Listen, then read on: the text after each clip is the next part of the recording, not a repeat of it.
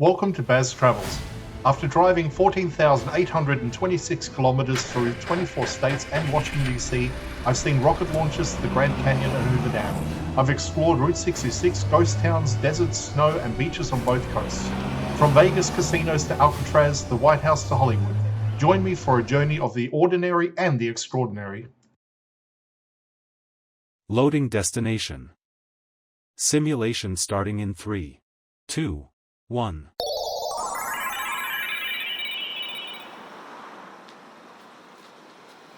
To look around, move your phone or tablet. Click and drag if on a computer or move your head if using a VR headset. Please like and subscribe.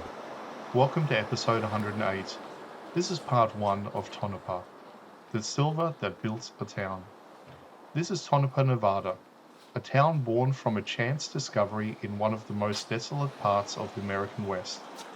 In 1900, a rancher named Jim Butler was camping nearby when one of his burros wandered off into the hills. When he went to retrieve it, he picked up a rock to throw and noticed it was unusually heavy. The story goes that Butler carried the rock back to camp, and when it was later tested, it turned out to be rich in silver ore. Within months, word spread, and prospectors poured into the desert, staking claims across the surrounding mountains. By 1901, this empty stretch between Reno and Las Vegas had transformed into a booming mining camp. Wooden shacks and tents gave way to saloons, banks, and boarding houses. In just a few years, Tonopah became one of the richest mining towns in Nevada, often called the Queen of the Silver Camps.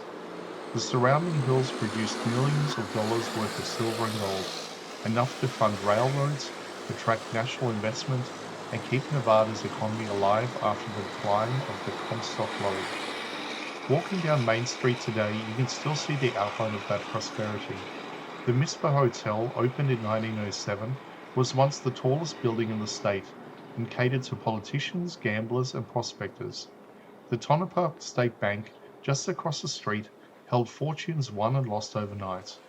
Every brick here speaks of that brief but brilliant era when miners worked 12-hour shifts underground and gamblers risked it all above.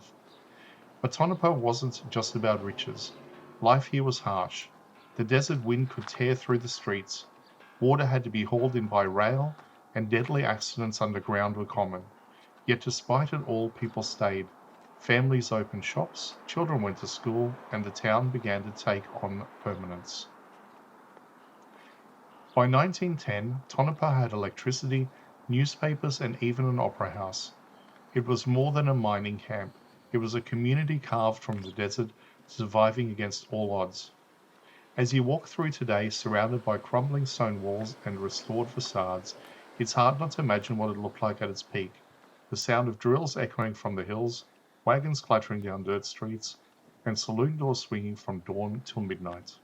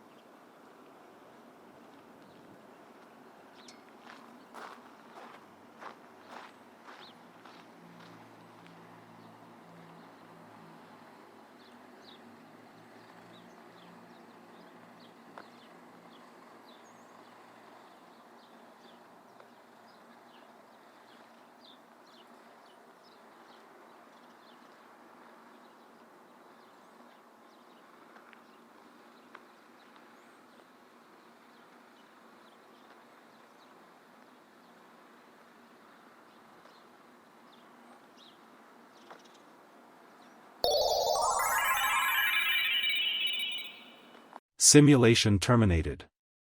Please comment, like and subscribe.